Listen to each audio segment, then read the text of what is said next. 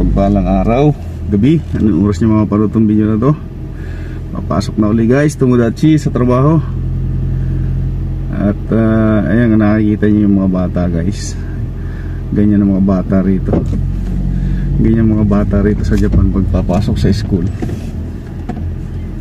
Mga lakad lang yan sila at may mga grupo. Dahil bawal kasing, lalo pagkagantong panahon na mainit, bawal ihatid ng mga bata dito. Yan, yung anak ko ay elementary, yung aking bunso ay leader siya sa kanilang grupo. So wala nang mga tuban-tuban dito o yung magulang na kailangang magay dahil malapit na naman sa school. Ayan, pero may mga nakabantay, mga nakakulay green, mga bawat kanto matatanda. Yan na sila ang pinakantuban dito. Sila yung nagbabantay sa bawat kanto. Kung titingnan mo Pilipinas at saka Japan, ang laki ng pinagkaiba. Japan ay maunlad na bansa, kumbaga kaya-kaya magbayad ng yung bang katulong o mga yaya ng mga bata, pero hindi uso yung ganun dito. Hindi po pwede yung ganun dito dahil talagang mga bata tinuturuan nila maging maging independent, mumuhay sila sa kanilang sarili. Yung pagpapalit ng kanilang mga uniform sa maga, sila na papalit. Di na kailangan na i-guide pa ng magulang. Ang school dito pwede naman maghatid, pero yun nga lang, pagka maulan lang. Pero pagka ganito mainit at magandang panahon, pinagbabawal maghatid sa school ng pasasakyan. Yun, papasok na naman tayo guys.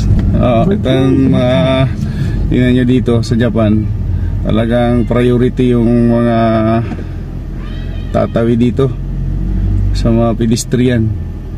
Hindi mo pwedeng, hindi ka titigil kagaya doon sa Pilipinas na, Diyos ko po, alam ng pedestrian, may tatawid na tao ay nakikipagkarera pa yung mga sasakyan sa mga tumatawid na tao.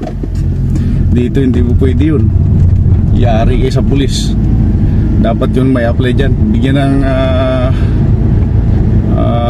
disiplina yung mga driver dyan, hulihin nyo kung maaari at taasan nyo yung penalty para matuto sila. Kasi hindi po pwede yung ganun, kasi napakadelikado yung buhay dito. Yung napakahalaga ng buhay, kaya pinapahalagahan nila.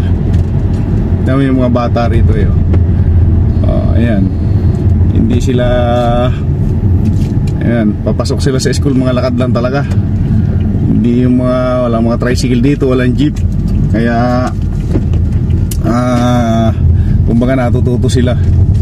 Saka maganda sa kabilang banda, maganda naman sa mga bata yung ganun, kasi exercise yung kanilang katawan, na exercise. Yung kanilang physical ay nagiging masigla pagka ganun.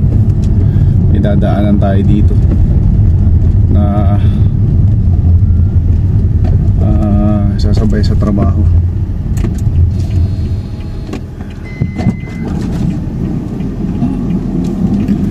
Sumisi Kuya Eugene? Hindi ko rin alam nagloko daw yung sasakyan. Alam ko naiwan ako Huwag mo pito ate, malo ako na. Akala ko iniwanan ako. Kasi bumaba ako 26 na, sabi ko na ako iniwanan. Tumawag nga si Hyundai alanganin kaya tumawag si Hyundai alanganin ako'y pinapaalis ko muna si Michi ko bago ako naalis sa bahay. Kaya ako nakakaalis sa bahay halos magte-30 na ang agad dumadating 23, 20, 25 ako bumababa, naging 26 ako ako iniwanan 25 na sakto. Nakakailan tawag na si Hyundai, nakaapat na tawag na sa akin bago ko nasagot May tawag doon sa bahay hindi namin napansin kasi ako inisip puro isno na yung mga palayan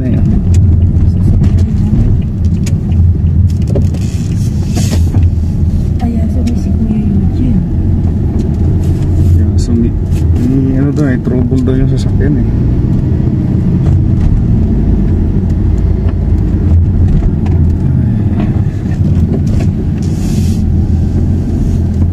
Loko yan si Hyundai. Hindi sinasabi ka agad eh.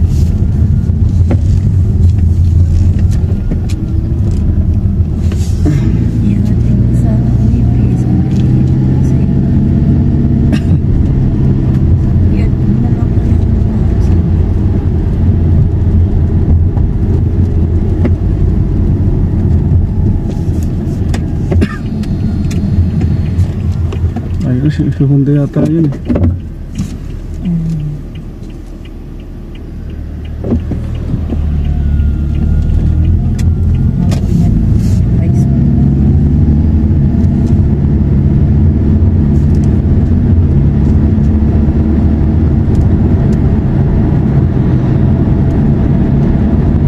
Sana wala traffic dito.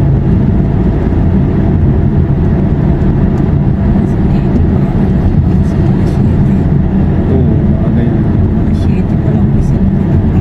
6:30 na alis ang bahay.